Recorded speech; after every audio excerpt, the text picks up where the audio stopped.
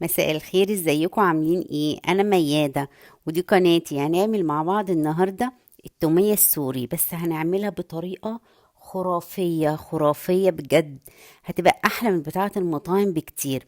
بس يا ريت قبل ما نبدأ نعمل لايك وشير وسبسكرايب للقناة. في البداية هنا معايا 3 معالق كبار من النشا،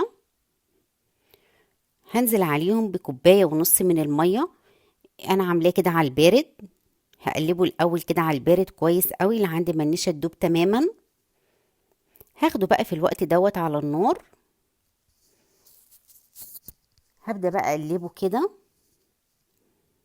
انا هفضل اقلب فيه كويس قوي، انا مش عايزه ايدي تشال من الخليط عشان ما يتكتلش معايا. لو هتلاحظوا بعد شويه بدأ الخليط يتقل معايا بالشكل ده.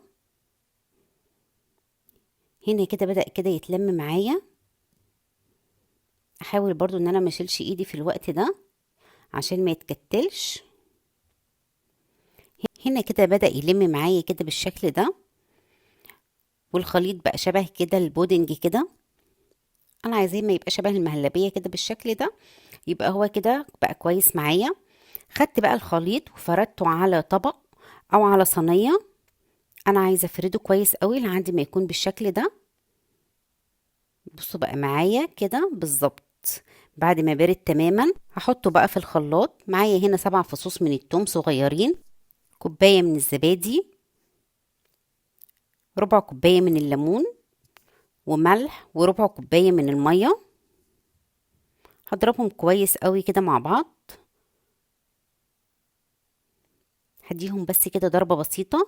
هنزل هنا كده بنص كوباية من الزيت. كوباية بتاعة الزبادي هاخد نصها زيت بالشكل ده.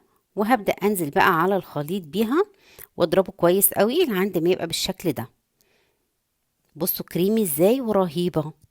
ولا الطعم بقى ما اقولكوش يا جماعة، خطيرة خطيرة بجد. يا ريت بقى لو عجبتكم وصفة النهاردة متنسوش تعملوا لايك وشير وسبسكرايب للقناة. واستنوني في فيديو جديد ووصفة جديدة ان شاء الله. وما تنسوش تشتركوا في قناتي على الفيسبوك باسم ميادة كيتشن. باي.